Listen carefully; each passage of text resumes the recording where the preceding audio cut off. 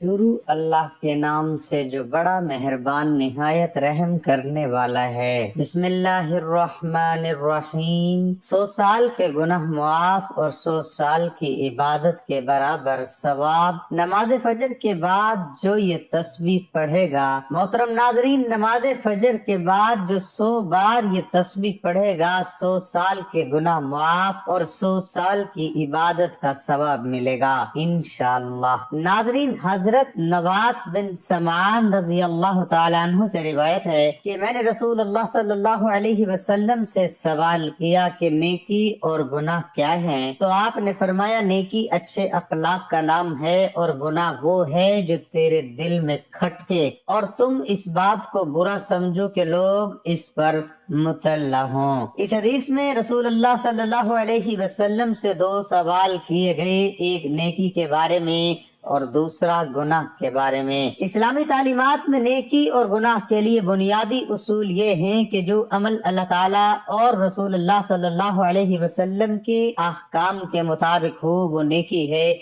और अगर उसके खिलाफ हो तो वो गुनाह है। हत्ता कि इबादत जो कि सरासर नेकी है, अगर वो अल्लाह ताला के अहकाम के खिलाफ की जाए तो बजाय नेकी के गुनाह का सबब बन जाता है। मसलन नमाज पढ़ना बहुत बड़ी इबादत है, लेकिन सूरज के तुलू होते वक्त, गरूब होते वक्त नमाज पढ़ना मकरूह है। अगर कोई शख्स इन मकरूह औकात में नमाज पढ़े तो वो गुनाह का सबब बन जाएगा। इसी तरह रोजा रखना अजीम इबादत है, लेकिन ईद के दिन चूंकि रोजा रखना ममनू है, इसलिए अगर ईद के दिन रोजा रखा तो ये गुनाह का सबब होगा। इससे मालूम हुआ कि नेकी उसूल में अताअत इलाही का नाम है। अल्लाह रब्बुल इज्जत ने इस्लाम के जरिए हमें अच्छे अखलाक की तालीम दी। उसने खल्क यानी लोगों से अच्छा बर्ताव करना बहुत बड़ी नेकी है। दरअसल अच्छे अखलाक से लोगों को फायदा ही पहुंचेगा, और नेकी वो ही हो सकती है जिससे मखलूक को फायदा पहुंचे। जब लोगों को किसी काम से फायदा पहुंचता है तो वो उस काम को पसंद करते हैं,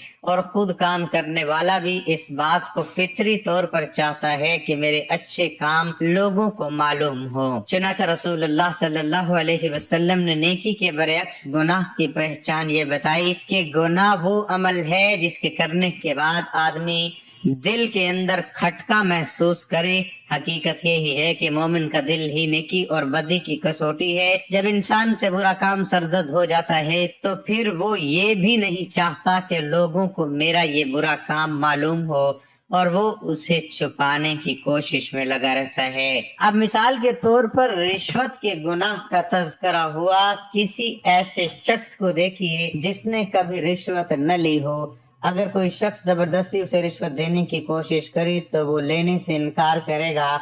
फिर इसरार हुआ तो जब वो लेने के लिए हाथ बढ़ा रहा हो, आप गौर से देखिए उसके हाथ कांप रहे होंगे, दिल की धड़कन तेज हो जाएगी, और सर्दी के मौसम में भी उसकी पेशानी पर पसीने के कतरे नजर आएंगे, और वो शख्स इधर उधर देख रहा होगा कि कोई मुझे रिश्वत लेते हुए देख तो नहीं रहा। ये सब कैफियत बता रही हैं कि इसके दिल में रिश्वत से नफरत है, लेकिन खुदा न करे इस शख्स को शैतान ने बहका दिया। अब वो रिश्वत लेने का आदी हो गया, तो फिर अब उसके दिल में वो रुकावट और खटका खत्म हो जाएगा। इसलिए दिल को तंदुरुस्त रखने के लिए सबसे बड़ी पाबंदी ये इख्तियार करनी होगी कि वो इंसान किसी भी गुनाह का आदी न हो पाए। और गुनाह की आदत से बचने का तरीका ये है कि जब गुनाह सरजद हो फौरन अल्लाह ताला से माफी मांग ले, तौबा और इस्तगफार करे। जब ये शख्स इस गुनाह का आदी नहीं बन सकता, अल्लाह ताला हमें अच्छे अखलाक से आरास्ता होने और गुनाह से बचने की तौफीक अता फरमाए, और ऐसा कल्ब सलीम अता फरमाए जो नेकी और गुनाह में पहचान कर लिया करे।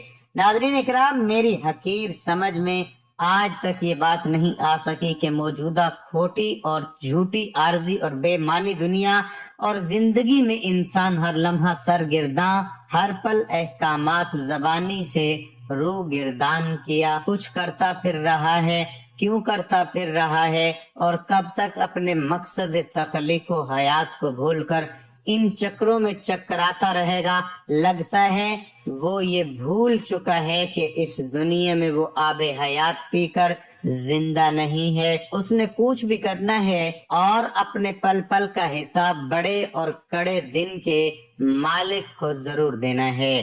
بلکہ حق تو یہ ہے کہ اگر گناہ کی سزا کے خوف اور ثواب کی جزا کے لالچ کو سامنے رکھ کر زندگی نہ بھی گزاری جائے تب بھی سکون قلب کی خاطر حقیر انسان کو لغویات، خواہشات، کمینگی، بدنیتی اور گناہ کی زہر ناکی سے بچنا چاہیے تھا۔ چنانچہ وہ گناہ کی ذلت اور ثواب کی اہمیت سے قطعی طور پر نابلد ہو کر خود کو خود ہی جینے کی مہلت دیے جا رہا ہے۔ جنت، دوزخ اور جزا و سزا کو محض نظریہ، بے معنی الفاظ سمجھ رہا ہے۔ یہ اس کی پاگل پن کی حتمی انتہا نہیں تو اور کیا ہے۔ کتنی عجیب بات ہے، رات کو گناہ اور عبادت دونوں کے لیے یکساں طور پر موضوع سمجھا جاتا ہے۔ ایک کو یہ مان کر خدا اسے دیکھ رہا ہے، دوسرے کو یہ گمان کہ اس وقت خدا سو رہا ہوگا، نعوذ باللہ۔ بات کوئی بھی تسلیم نہیں کرتا، مگر حقیقت یہ ہے کہ ہر انسان کی زندگی غلطیوں، خطاؤں اور گناہوں کا پلندہ ہے۔ اگر کبھی یہ غلطیاں، یہ گناہ، یہ خطائیں اس کے سامنے تجسیم میں آ جائیں تو یوں محسوس ہوگا جیسے ایک اکیلا انسان لاکھوں درندوں میں گھر گیا ہو۔ سوچئے، اگر تریاک کی زیادہ زہر بن جاتی ہے تو انسان کے گناہوں کی زیادتی کا انجام کیا ہوگا۔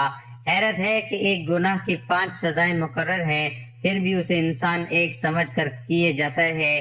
ضمیر کی چبھن، زمانے کی نفرت، قانون کی سزا، دنیاوی عذاب، جہنم کی آگ۔ گناہ اور بدی چونکہ آپ کے اپنے پاؤں کے کلہاڑے اور اپنے ہاتھوں کے جمع کردہ جہنم کے انگارے ہیں، اس لیے آپ کو زخم کی ٹھیس یا آگ کی تپش محسوس نہیں ہوتی۔ انسان جب تک اپنی چھوٹی سے چھوٹی خطا کو بڑے سے بڑا گناہ نہیں سمجھے گا تب تک وہ بڑے سے بڑے گناہ کو چھوٹی خطا قرار دیتا رہے گا، نتیجتاً اپنی دونوں دنیایں برباد کرتا رہے گا۔ گناہ کے گناہ ہونے کی اس سے بڑی دلیل اور کیا ہو سکتی ہے کہ اسے چھپ کر کرنا پڑتا ہے۔ جس طرح زہر کھانے سے آپ خود بچتے ہیں، آپ کے ہاتھ سے کوئی چھیننے نہیں آتا، اسی طرح گناہ اور بدی سے بھی آپ نے خود ہی بچنا ہوگا۔ حیرت ہے، سودا لیتے وقت ہم جس دکاندار سے ایک بار دھوکہ کھا لیتے ہیں دوبارہ اس سے سودا لینے کی غلطی نہیں کرتے، مگر عام روز مرہ کی زندگی میں جو غلطیاں اور گناہ بار بار کرتے ہیں اس سے توبہ تائب نہیں ہوتے۔ گناہ گاروں کو اللہ تعالیٰ بدی کا دائرہ مکمل کرنے کے لیے جو مہلت عطا فرماتا ہے وہ اسے اپنی بچت سمجھتے ہیں، حالانکہ اس عرصے میں دراصل ان پر نیکی کا عمل ساقط کر دیا جاتا ہے۔ کوئی بھی شخص اپنے گناہ اور بدی بدکاری کو تسلیم نہیں کرتا، اس لیے کہ کسی کو اپنی گندگی سے بدبو نہیں آتی۔ بظاہر گناہ گار شخص اپنی تمام تر اخلاقیات کو روند کر گناہ کر گزرنے کو اپنی بہادری کا کارنامہ سمجھتا ہے، جبکہ اصل میں یہ اس کی روز حشر کے کڑے اور بڑے حساب سے بچنے پر سارا زور صرف کر دینے کی سعی لا حاصل ہے۔ لوگوں کا عقیدہ ہے جنت دوزخ کا تصور محض عقیدہ ہے، حقیقت میں کچھ نہیں ہے، حالانکہ یہ ان کا ذاتی فلسفہ یا فتویٰ ہو سکتا ہے۔ دونوں حقیقتیں اپنی جگہ پر موجود ہے۔ جنت دوزخ کی مختصر تعریف یہ ہے کہ ہمارا ہر سانس خالق کی جانب سے ایک کرم ہے، جواباً ہمارا ہر سانس ناشکری کا ایک سلسلہ جاریہ ہے، اور یہی گناہ عظیم ہے۔ دنیا میں بھاری ترین عمل نیکی کرنا ہے، جو اس راہ پر آ گیا اسے آخرت میں دوزخ کا کیا خوف۔ ذیل کے الفاظ میں بظاہر بہت معمولی فرق ہے، لیکن اس کے ترجمے کا آپس میں عدل بدل جانا چند لمحوں میں جنت اور دوزخ کا فرق پیدا کر دیتا ہے۔ جب خود آگاہی گمراہی میں تبدیلی ہو جاتی ہے، مان گمان میں بدل جاتا ہے، نیکی بد نیتی میں ڈھل جاتی ہے، فنا کو بقا سمجھ لیا جاتا ہے۔ محترم ناظرین، کتاب و سنت کے مطالعے سے یہ بات معلوم ہوتی ہے کہ گناہ انسانی زندگی پر منفی اثرات مرتب کرتے ہیں، اور گناہوں کی ہلاکت خیزی اس قدر شدید ہے کہ انسان کی زندگی میں آنے والی جملہ تکالیف کا ان سے انتہائی گہرا تعلق ہے۔ اللہ تبارک و تعالیٰ سورۃ شورى کی آیت نمبر 30 میں ارشاد فرماتے ہیں، اور جو بھی تمہیں کوئی مصیبت پہنچتی ہے تو وہ اسی کی وجہ سے ہے جو تمہارے ہاتھوں نے کمایا، اور وہ درگزر کر دیتا ہے بہت سی باتوں سے۔ جب انسان اجتماعی حیثیت سے گناہ کرتا ہے تو خشکی اور تری میں انسانوں کے گناہ کی وجہ سے فساد ظاہر ہو جاتا ہے۔ اللہ تبارک و تعالیٰ سورۃ روم کی آیت نمبر 41 میں ارشاد فرماتے ہیں، فساد ظاہر ہو گیا خشکی اور سمندر میں اس وجہ سے جو گمایا لوگوں کے ہاتھوں نے، تاکہ اللہ مزہ چکھائے انہیں اس کا جو انہوں نے عمل کیا، تاکہ وہ رجوع کریں یعنی باز آ جائیں۔ اللہ تبارک و تعالیٰ سورہ نحل میں ایک ایسی بستی کا ذکر کیا جس کو اللہ تبارک و تعالیٰ نے رزق، امن اور اطمینان کی زندگی سے نواز رکھا تھا، مگر جب انہوں نے اللہ تبارک و تعالیٰ کی نعمتوں کی ناشکری کی تو اللہ تعالیٰ نے ان سے نعمتوں کو چھین کر ان پر بھوک اور خوف کو مسلط کر دیا۔ اللہ تبارک و تعالیٰ سورۃ نحل کی آیت نمبر 112 میں ارشاد فرماتے ہیں، اور بیان کی اللہ نے مثال ایک ایسی بستی کی جو تھی امن والی، اطمینان والی، آتا تھا اس کے پاس ان کا رزق کھولا ہر جگہ سے، تو اس نے ناشکری کی اللہ کی نعمتوں کی تو چکھایا پہنایا اس کو اللہ نے بھوک اور خوف کا لباس، اس وجہ سے جو وہ کرتے تھے۔ ان آیات مبارکہ سے اس نتیجے کو اخذ کرنا کچھ مشکل نہیں کہ گناہوں کے نتائج کس قدر ہلاکت خیز ہیں۔ گناہوں سے بچنے کے لیے شریعت نے بعض ایسے اعمال کی طرف رہنمائی کی ہے جن کو بجا لانے سے انسان گناہوں کے اثرات بد سے محفوظ ہو سکتا ہے۔ اس حوالے سے چند اہم اعمال درج ذیل ہیں۔ ایک، توبہ و استغفار۔ جب انسان اللہ تبارک و تعالیٰ کی بارگاہ میں گڑ گڑا کر توبہ کرتا ہے تو اللہ تبارک و تعالیٰ اس کی خطاؤں کو معاف فرما دیتے ہیں، خواہ وہ کتنی ہی بڑی خطائیں کیوں نہ ہوں۔ اللہ تبارک و تعالیٰ نے سورۃ فرقان میں 3 بڑے گناہ شرک، قتل اور زنا کا ذکر کیا جن کی ہلاکت خیزی اظہر من الشمس ہے۔ جب انسان ان گناہ کے بعد توبہ کا طلبگار ہو کر اللہ تبارک و تعالیٰ کی بارگاہ میں آتا ہے تو اللہ تبارک و تعالیٰ اس کی خطاؤں کو معاف فرما دیتے ہیں۔ اس حوالے سے سورۃ فرقان کی آیات 68 سے 70 میں ارشاد ہوا، اور وہ لوگ جو نہیں پکارتے اللہ کے ساتھ کسی دوسرے معبود کو، اور نہ وہ قتل کرتے ہیں اس جان کو جسے اللہ نے حرام کیا مگر حق کے ساتھ، اور نہ وہ زنا کرتے ہیں، اور جو یہ کام کرے گا وہ ملے گا سخت گناہ کی سزا کو دگنا کیا جائے گا، اس کے لیے عذاب قیامت کے دن، اور وہ ہمیشہ رہے گا اس میں ذلیل ہو کر، مگر جو توبہ کرے اور ایمان لائے اور نیک عمل کرے، پس یہ وہ لوگ ہیں جن کے گناہوں کو اللہ نے نیکیوں کے ساتھ تبدیل کر دیا ہے۔ 2، تقوی۔ جب انسان اللہ تبارک و تعالیٰ کے خوف کی وجہ سے گناہوں کو چھوڑ دیتا ہے تو اللہ تبارک و تعالیٰ اس کی خطاؤں کو معاف فرما دیتے ہیں۔ اللہ تبارک و تعالیٰ سورۃ طلاق کی آیت نمبر 5 میں ارشاد فرماتے ہیں، اور جو اللہ سے ڈرے گا تو وہ دور کر دے گا اس سے جو اس کی برائیاں، اور وہ زیادہ کر دے گا اس کا اجر۔ 3، گناہوں کے بعد نیکیوں کا اہتمام۔ جو انسان گناہوں کے بعد نیکیوں کا اہتمام کرتا ہے اللہ تبارک و تعالیٰ اس کے سابقہ گناہوں کو مٹا دیتے ہیں۔ اللہ تبارک و تعالیٰ سورۃ ہود کی آیت نمبر 114 میں ارشاد فرماتے ہیں، بے شک نیکیاں دور کر دیتی ہیں برائیوں کو، یہ سخت نصیحت ہے یاد رکھنے والوں کے لیے۔ 4، صدقات کا اہتمام۔ جو انسان اللہ تبارک و تعالیٰ کی بارگاہ میں اس کے دیے گئے مال میں سے خرچ کرتا ہے تو اللہ تبارک و تعالیٰ اس کے گناہوں کو مٹا دیتے ہیں۔ اللہ تبارک و تعالیٰ نے سورۃ توبہ کی آیت نمبر 103 میں ارشاد فرمایا، آپ لیجئے ان کے مالوں میں سے صدقہ تاکہ آپ پاک کریں انہیں اور آپ تزکیہ کریں ان کا اس کے ذریعے، اور وہ دعا فرمائیں ان کے حق میں، بے شک آپ کی دعا باعث سکون ہے ان کے لیے۔ تسبیح کا اہتمام۔ جو شخص صبح شام 100 مرتبہ سبحان اللہ و بحمدہ کا ورد کرتا ہے اللہ تبارک و تعالیٰ اس کے گناہوں کو مٹا دیتے ہیں، خواہ وہ سمندر کی جھاگ کے برابر ہی کیوں نہ ہو۔ 6، نبی کریم صلی اللہ علیہ وسلم کی اتباع۔ جو شخص نبی کریم صلی اللہ علیہ وسلم کی اتباع کرتا ہے اللہ تبارک و تعالیٰ اس کے گناہوں کو مٹا دیتے ہیں۔ اللہ تبارک و تعالیٰ سورۃ آل عمران کی آیت نمبر 31 میں ارشاد فرماتے ہیں، آپ کہہ دیں اگر ہو تم محبت کرتے اللہ سے تو میری پیروی کرو، اللہ تم سے محبت کرنے لگے گا اور وہ معاف کر دے گا تمہارے لیے تمہارا گناہ، اور اللہ بہت بخشنے والا بہت مہربان ہے۔ 7، راست گوئی۔ جو شخص زندگی کی نشیب و فراز کے دوران ہمیشہ سچائی سے کام لیتا ہے، اللہ تبارک و تعالیٰ اس کی خطاؤں کو معاف فرما دیتے ہیں۔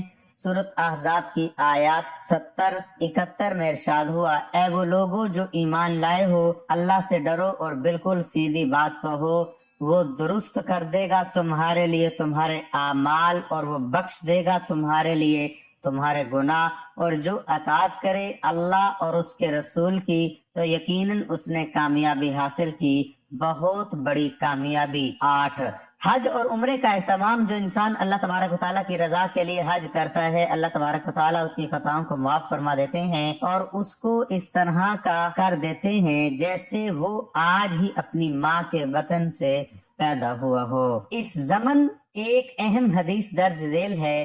سنن نسائی اور ابن ماجہ میں سیدنا عمر بن خطاب سے روایت ہے کہ نبی کریم صلی اللہ علیہ وسلم نے فرمایا، یکے بعد دیگرے حج اور عمرے ادا کرتے رہو، کیونکہ ان دونوں کو پے در پے ادا کرنے سے فقر و فاقہ اور گناہ یوں ختم ہو جاتے ہیں جیسے بھٹی میل کچیل کو ختم کر دیتی ہے۔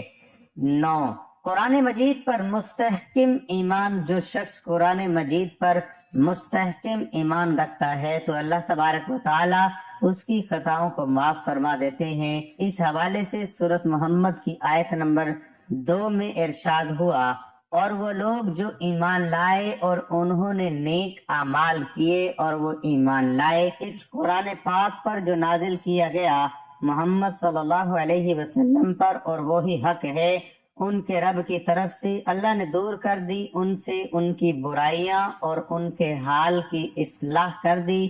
اگر مذکورہ بالا اعمال پر توجہ دی جائے تو انسان گناہوں سے پاک ہو جائے تو انسان گناہوں سے پاک ہو سکتا ہے۔ اللہ تبارک و تعالی ہم سب کو گناہوں سے پاک زندگی گزارنے کی توفیق عطا فرمائے، آمین۔